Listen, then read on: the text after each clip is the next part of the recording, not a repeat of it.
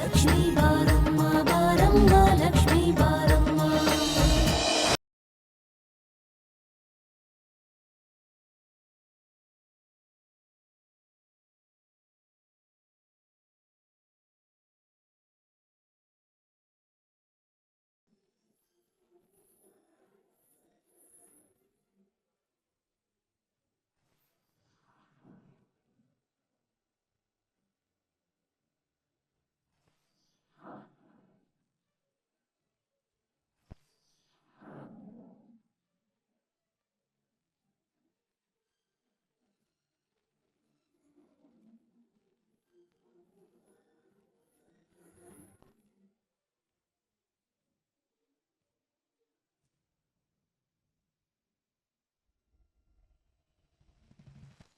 ಚಿನ್ನು, ನೀರು ಯಾರಕ್ಕೆ ತಗೊಂಡೋಗ್ತಾ ಇದೆಯಾ?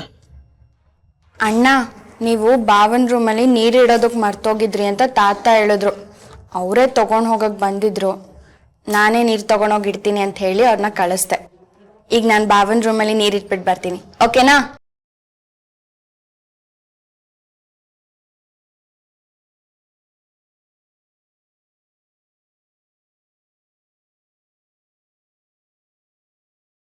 ಈಗ ನಾನು ಬಾವನ್ ರೂಮಲ್ಲಿ ನೀರು ಇಟ್ಬಿಟ್ಟು ಬರ್ತೀನಿ, ಓಕೆನಾ?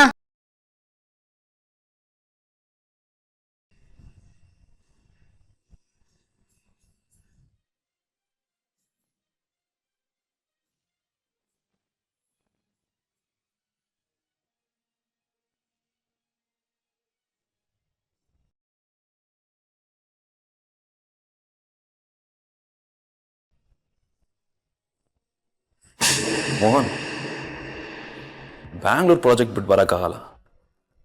ನಿನ್ನ ಮೇಲೆ ನಂಬಿಕೆ ಇದೆ. ಆಫೀಸಲ್ಲಿ ಏನೇ ಪ್ರಾಬ್ಲಮ್ ಆದರೂ ಡ್ಯಾಡಿಗೆ ತಿಳಿಸು. Okay okay Mohan, sure.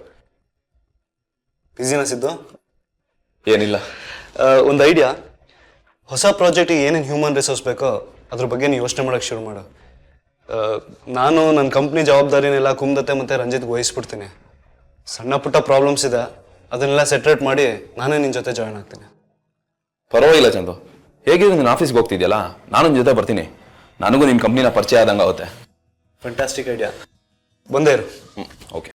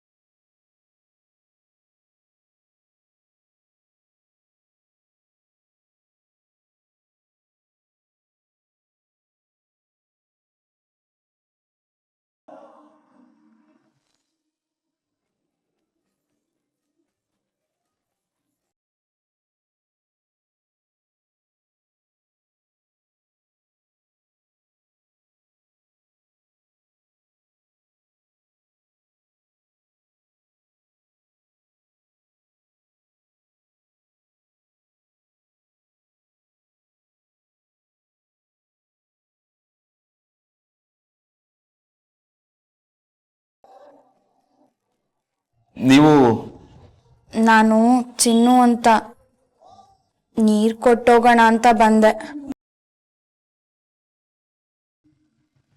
ಚಿನ್ನು ಅಂದ್ರೆ ನೀವೇನಾ ಅಮ್ಮನ ಆಸ್ಪತ್ರೆಗೆ ಸೇರಿಸಿದವರು?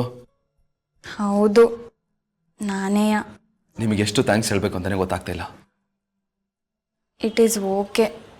ನೀವು ನನ್ನ ಹೋಗಿ ಬನ್ನಿ ಅನ್ಬಾರ್ದು. ನಾನು ನಿಮ್ಗೂ ಚಿಕ್ಕವಳು. ನೀವು ಯಾರು ಅಂತ ನನಗೆ ಗೊತ್ತು. ನಾನು ಬರ್ತೀನಿ. ಹಲೋ, ನಿತ್ಕೋ. ನೀವೇನು ಅಡಿಗೆ ಮಾಡಿದ್ದು?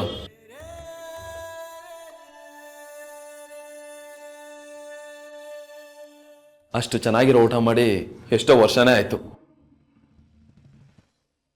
ಇನ್ಮ್ಯಾಕಿಂದ ನಾನು ಇಲ್ಲೇ ಇರ್ತೀನಲ್ಲ, ನಿಮ್ಗೆ ಇಷ್ಟವಾದ ಅಡುಗೆನ ಮಾಡಿಕೊಡ್ತೀನಿ. ನಾನು ಬರ್ತೀನಿ.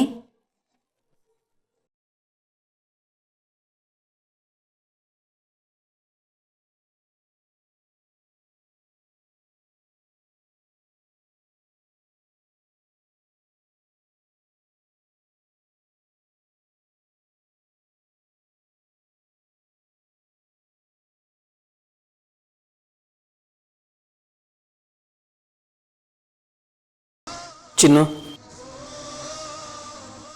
ನೀರಿಟ್ಟು ಬರೋದಕ್ಕೆ ಇಷ್ಟೊತ್ತ? ಅವರು ಮಾತಾಡ್ಸ್ತಿದ್ರು, ಅದಕ್ಕೆ. ಅವರು ಅಂದರೆ? ಅವರು ಅಂದರೆ ಇನ್ಯಾರು, ಭಾವ.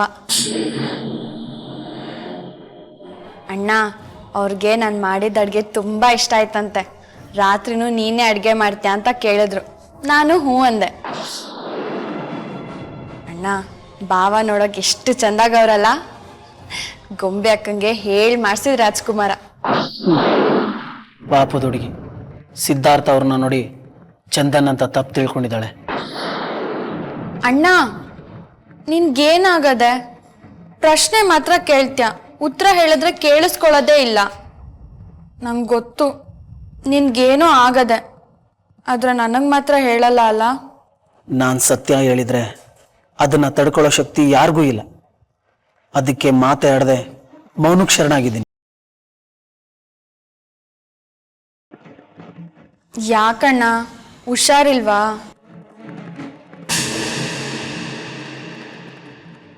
ನನಗೇನೂ ಆಗಿಲ್ಲ. ಮತ್ತೆ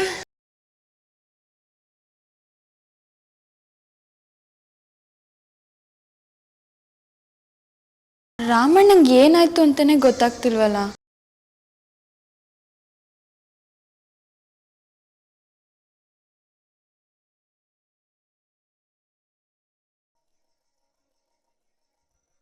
ಬೆಳಗಿನ ಜಾವ ಉಸಿರಾಡೋದಕ್ಕೆ ಏನಾದ್ರೂ ತೊಂದರೆ ಆಗತ್ತಾ?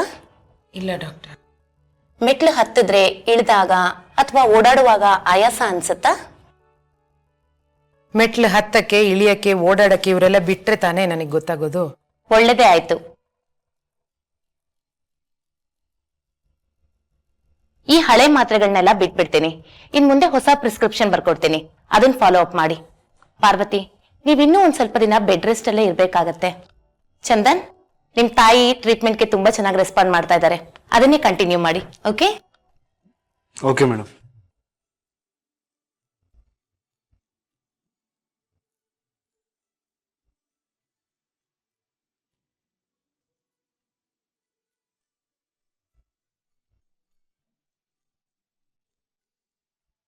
ಚಂದನ್, ನೀವು ನನ್ನ ಜೊತೆ ಬನ್ನಿ.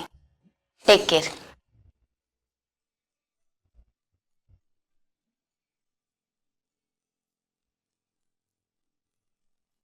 ಪಾರ್ವತಿ, ಯಾಕೆ ಯೋಚನೆ ಮಾಡ್ತಾ ಇದ್ದೀಯಮ್ಮ?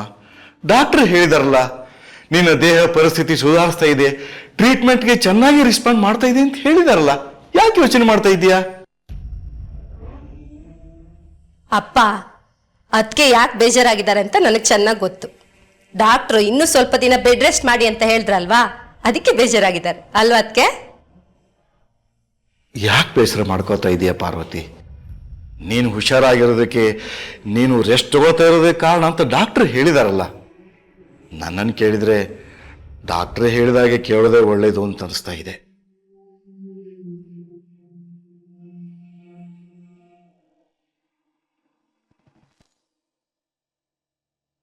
ಚಂದನ್, ನಿಮ್ ತಾಯಿ ಸುಧಾರಿಸ್ಕೋತಿದ್ದಾರೆ, ಇದು ತುಂಬಾ ಸಂತೋಷದ ವಿಷಯ.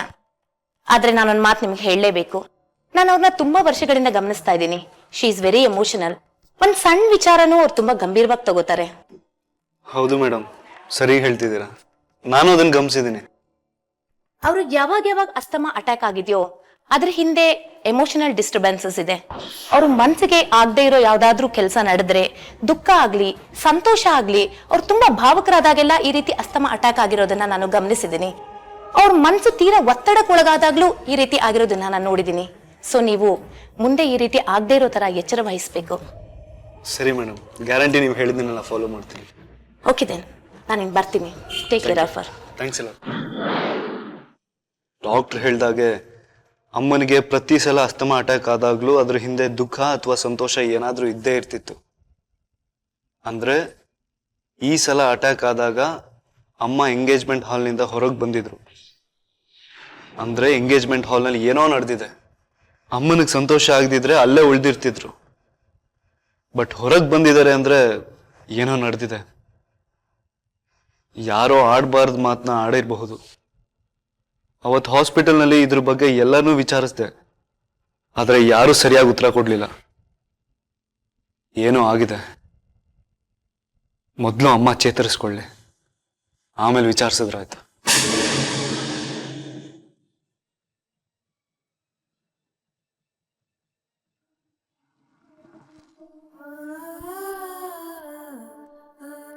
ಚಂದು ಅದಕ್ಕೆ ಯಾಕೋ ತುಂಬ ಬೇಜಾರು ಮಾಡ್ಕೊಂಡಿದ್ದಾರೆ. ಯಾರು ಮಾತಾಡ್ಸಿದ್ರು ಮಾತಾಡ್ತಾನೆ ಇಲ್ಲ. ಯಾಕಮ್ಮ, ಏನಾಯ್ತು? ಅಲ್ಲ, ಬೇಜಾರು ಮಾಡ್ಕೊಳ್ಳೋ ಅಂಥದ್ದು ಏನಾಗಿದೆ? ನೀನು ಆರಾಮಾಗಿರಮ್ಮ. ಡಾಕ್ಟ್ರು ಹೊಸದಾಗಿ ಔಷಧಿ ಬರ್ಕೊಟ್ಟಿದಾರಲ್ಲ, ಅದು ನಾನು ತೊಗೊಂಬರ್ತೀನಿ. ಶ್ವೇತತೆ, ಹಳೆ ಔಷಧಿನೆಲ್ಲ ಕ್ಲಿಯರ್ ಮಾಡ್ಬಿಡಿ, ಸುಮ್ಮನೆ ಕನ್ಫ್ಯೂಷನ್ ಆಗುತ್ತೆ. ಒಂದು ನಿಮಿಷಮ್ಮ, ಬಂದೆ. ಚಂದು, ನಾನು ಯಾವ ಮಾತ್ರೆ ಗೀತ್ರೆ ಏನೂ ತಗೊಳ್ಳೋದಿಲ್ಲ, ನನಗೇನು ಬೇಡ. ಯಾಕಮ್ಮ ಹುಡುಗಾಟ ಆಡ್ತಿದ್ಯಾ ನನ್ನ ಜೊತೆ? ಮಾತ್ರೆ ತಗೊಳ್ಳಲ್ಲ ಅಂದ್ರೆ ಏನರ್ಥ? ಡಾಕ್ಟ್ರು ಇವಾಗ ತಾನೇ ಹೇಳಿದ್ರು ತಾನೆ ಹೊಸ ಮಾತ್ರೆ ತಗೋಬೇಕು ಅಂತ. ಮಾತ್ರೆ ತಗೊಳ್ಳದೇ ಇರೋದಕ್ಕೆ ಕಾರಣ ಇರಬೇಕು. ನೋಡ್ ಚಂದು, ನಾನು ನಿನ್ನ ಜೊತೆ ಹುಡುಗಾಟನೂ ಆಡ್ತಾ ಇಲ್ಲ, ತಮಾಷೆನೂ ಮಾಡ್ತಾ ಇಲ್ಲ. ನಾನು ಮಾತ್ರೆ ತಗೊಳ್ಳಲ್ಲ ಅಂತ ಹೇಳೋದಕ್ಕೆ ನನ್ನದೇ ಆದ ಕಾರಣ ಇದೆ. ಸರಿ, ಏನು ಅಂತ ಹೇಳು. ನೋಡ್ ಚಂದು, ಈ ಡಾಕ್ಟ್ರು 4 ವರ್ಷ 7 ತಿಂಗಳಿಂದ ನನ್ನ ನೋಡ್ತಾ ಇದ್ದಾರೆ. ಪ್ರತಿ ಸಲ ಬಂದಾಗ್ಲೂ ಹಳೆ ಮಾತ್ರೆ ಎಲ್ಲ ಬಿಸಾಕಿನ್ಬಿಟ್ಟು ಹೊಸ ಮಾತ್ರೆ ಬರ್ಕೊಡ್ತಾ ಇದ್ದಾರೆ. ರೆಸ್ಟ್ ತಗೊಳ್ಳಿ ಅಂತಾರೆ. ನಾನು ಬರೀ ಮಾತ್ರೆ ನುಂಗಿ ರೆಸ್ಟ್ ತಗೊಂಡಿದ್ದೆ ಆಯ್ತು ಹೊರತು ಏನು ವ್ಯತ್ಯಾಸನೂ ಕಂಡಿಲ್ಲ. ಈ ಸಲ ಬಂದಾಗ ಮಾತ್ರ ನನ್ನ ಪರಿಸ್ಥಿತಿ ಸುಧಾರಿಸಿದೆ ಅಂತ ಹೇಳಿದ್ರು. ಸರಿ, ಹಾಗಿದ್ರೆ ಆರೋಗ್ಯ ಸುಧಾರಿಸಿದೆ ಅಂದ್ರೆ ಡಾಕ್ಟರ್ ಹೇಳ್ದಾಗ ಕೇಳ್ಬೇಕು ತಾನೆ? ನನ್ನ ಆರೋಗ್ಯ ಸುಧಾರಿಸೋದಕ್ಕೆ ಕಾರಣ ಇವ್ರ ಮಾತ್ರೆಗಳೇನಲ್ಲ. ಮತ್ತೆ ಇನ್ಯಾವ ಕಾರಣಕ್ಕೆ?